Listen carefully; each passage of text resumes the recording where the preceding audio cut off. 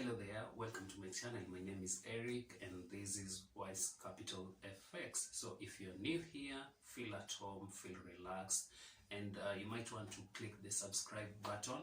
It really goes a long way in supporting my channel. Today we are going to talk about how to identify when momentum in price action is about to end. In other words, what characteristics will price exhibit for you to know that momentum is about to end. But first, let's have a look at the disclaimer.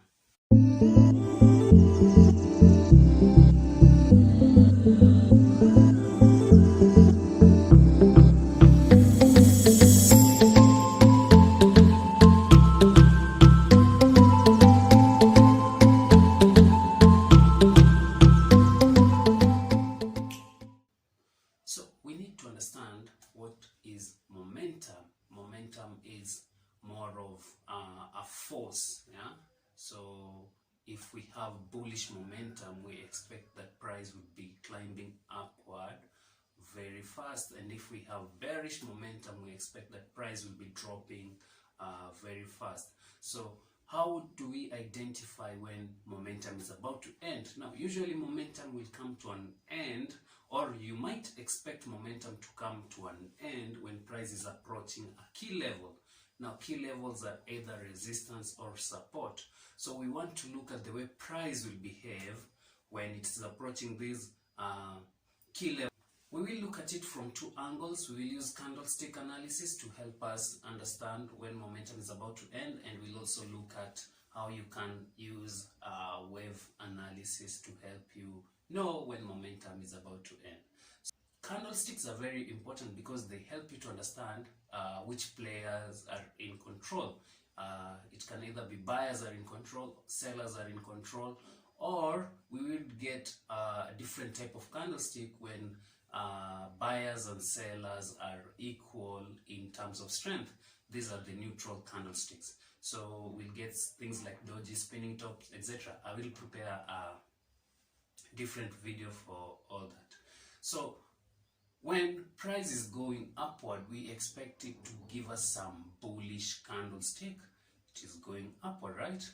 So as it is approaching a key level, most of the time you will see the size of the candlesticks drop. So if we have the first one as a bigger one, the second one will be rather bigger, but as it is approaching the key level, which is resistance, we will expect the size of the candlesticks to drop, and they might drop to a point where you would get a spinning top. A spinning top is a small bodied candlestick with longer upper wing as well as a longer lower wings. Now these are your clue that indeed momentum is dropping.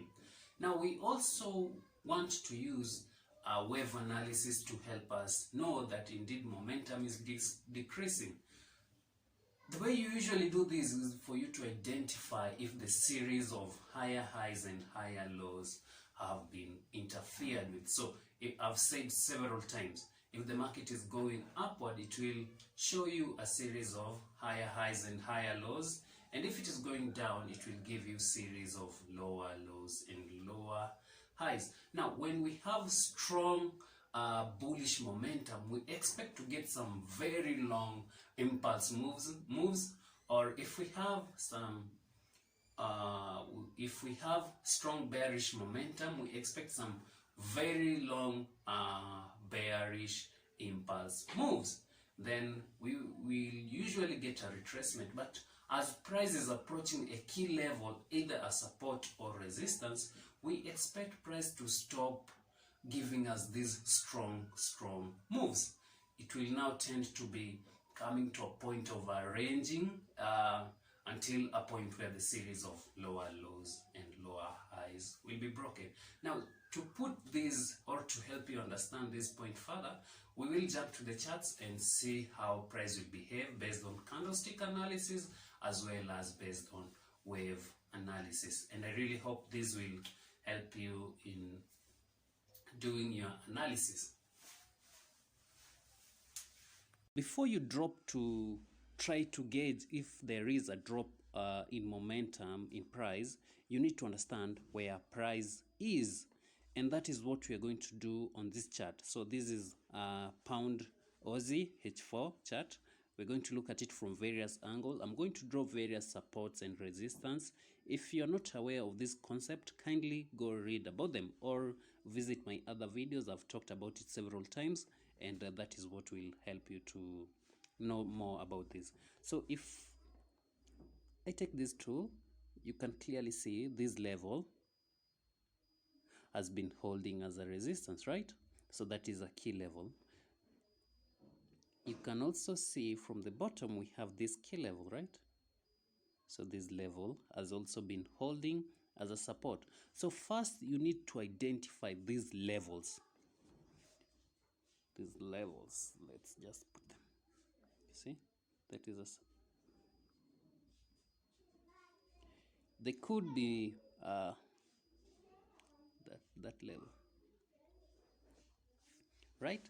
So I'm going to assume that currently price is approaching this level. We're going to assume that currently price is approaching this level. So what you should ask yourself is, when the last time price was in this region, what did it do? Clearly you can see the last time price was in that region, it got pushed all the way upward.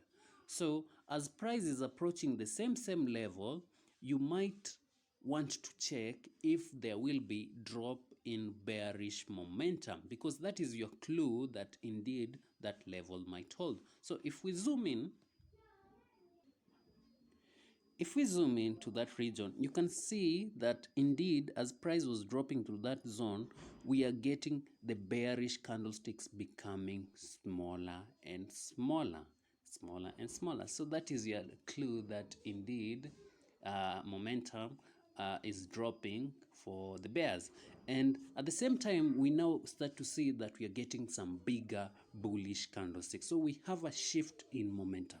Analysis, for you to be able to understand if there is a drop in momentum, like I've told you, you must be able to see that there is a break of the series of higher highs and higher low, or if there is a break of a series of lower lows and lower highs. That is for a bullish and a bearish market respectively. So I will show you how the series of higher highs and higher lows are being broken in this chart, and then we'll jump to a higher time frame and try to figure out if price was indeed on a key level.